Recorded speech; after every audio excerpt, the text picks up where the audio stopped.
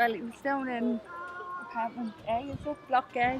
Yeah. And he came across, he was playing with his friend, and he found a syringe, a dirty syringe on the ground, and he picked it up to put it into the bin so the smaller kids wouldn't pick it up.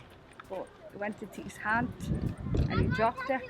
But he came up and said it, so we had to get him straight up to A&E to get blood tests and that to see. So we were 6 months waiting on blood tests to get back, and he'll be waiting a couple of weeks on the other one. So his blood test has 3 weeks for the hepatitis one to come back, and then it'll be 6 months for the HIV one to come back. So it'll be a long wait for him for 6 months. So it's like all Christmas. After Christmas. Yeah, over Christmas and So all. the stress of that all Christmas and that to the New Year. So Does he fully understand the extent of No. no, not yet. Because of the ADHD, he doesn't actually understand it.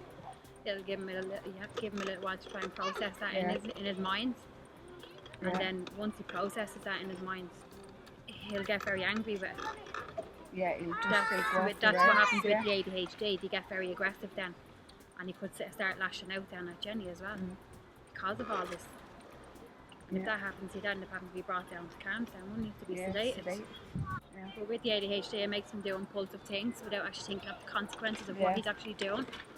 So he doesn't understand that, like why he picked up that needle.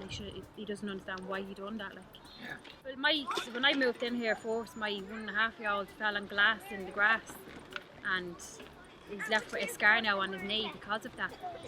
And a few other kids around the area, one of the other kids fell on a pole and it stuck into his palate, and he needed to get glue and stitches and that. My nephew lives in here as well. He fell on glass on his hand and also had to get glue and stitches in that as well. As a parent, I can't let my child like to play unless I supervise that at all times. Yeah, we should be able to play out. We should be able to let them play out, and we can't let them play out because it's not safe for them. Like, we wouldn't know what they're going to pick up next. And what would you like to see the management company or whoever's in charge of the state to do to make the place safer? Get rid of the drugs out. Get rid of the people that are using drugs. And stuff. Put safety gates on the bins and more cameras. More clean up in here.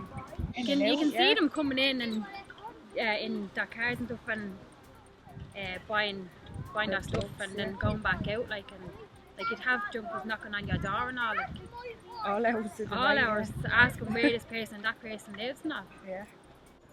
And you're saying that you have to explain to very young kids, 3 and 4, the extent of some of the dangerous syringes and what they are and what they're about. Yeah, like we'd have to tell them that there's poison in them for them to understand that they've not to go near them. But being only very young kids, they wouldn't really understand that either.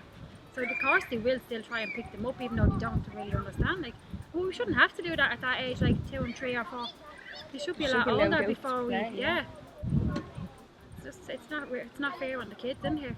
Regardless of having a diagnosis of ADHD or not, none of the kids in here need any of that stress. Yeah. Or worry about anything like. They're too young to understand things like that, and they shouldn't be having to be told things about that. Should be just be allowed out to play. That's it. Yeah, like we were years ago when we were kids.